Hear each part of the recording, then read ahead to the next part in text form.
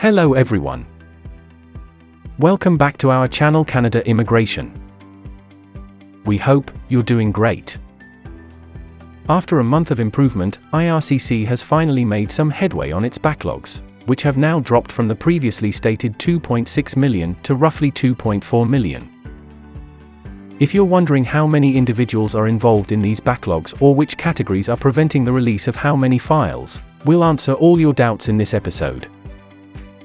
So, to get all the information, pay attention and watch the video through to the end. Please hit the like, subscribe, and don't forget to push the notification bell for upcoming episodes.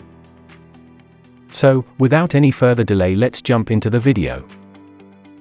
Well, the Department of Immigration IRCC in Canada has finally released updated information on backlogs now. As you already know, ever since COVID hit, a lot of files got accumulated, and eventually the number began to increase from June likely, or rather 2021.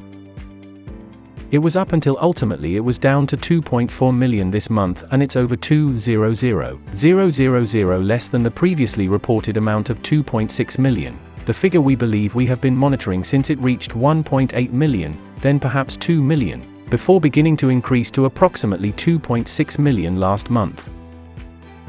As of right now, we are at a backlog of around 2.4 million now. Among the applications are those for citizenship, long-term residences, and temporary files.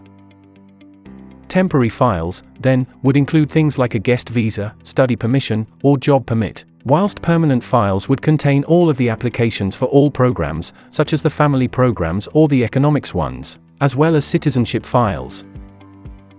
If we discuss each category separately right now, the citizenship inventory is about 331,000, which is less than the previously mentioned 351,000 applications on October 3rd, meaning the prior applications were on October 3rd. If you compare that to the number of applications for permanent residences, which has increased somewhat and is currently sitting at approximately 564.21, a rise from 562 applications in October, it represents a decrease of roughly 20,000. They have increased by over 1,000 applications from early October to the present. If you're talking about temporary applications, there are now roughly 1.5 million of them. This is about 100,000 fewer than the 1.6 million file applications mentioned before, so let's say 100,000 drop here. The number of applications for the family sponsorship programs, which include PGP files, adoptions, spousal sponsorships, and other applications, has increased somewhat as well.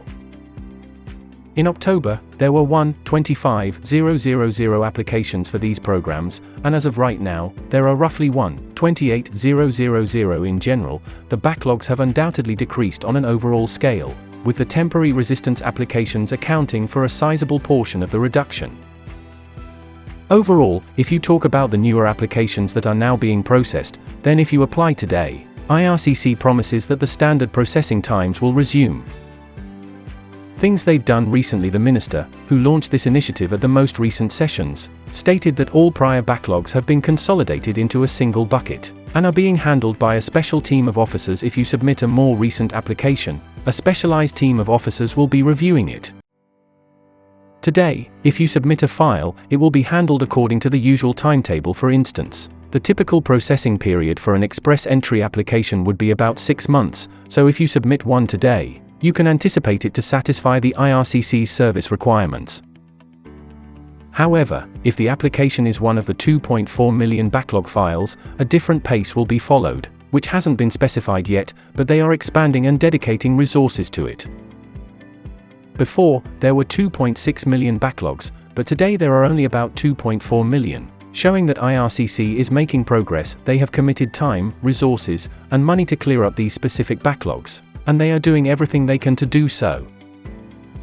As we have previously stated, you are welcome to buy the GCMS notes if there hasn't been any activity in your case, because GCMS notes may be your greatest friend if you want to know what has been happening with your applications, what their status is, and if you want to follow those applications. You can also utilize GCMS notes to understand why a file was rejected in the event of a refusal. The good news is that, as of today, the backlogs have started to shrink. When this will finish, however, is still uncertain, but IRCC is unquestionably moving forward. That is all we have for today, in this episode. What are your thoughts on this? Please let us know, in the comments section below. Thanks for watching the entire episode. Hopefully, the information is useful to you. See you later, in the next episode. Till then, take care.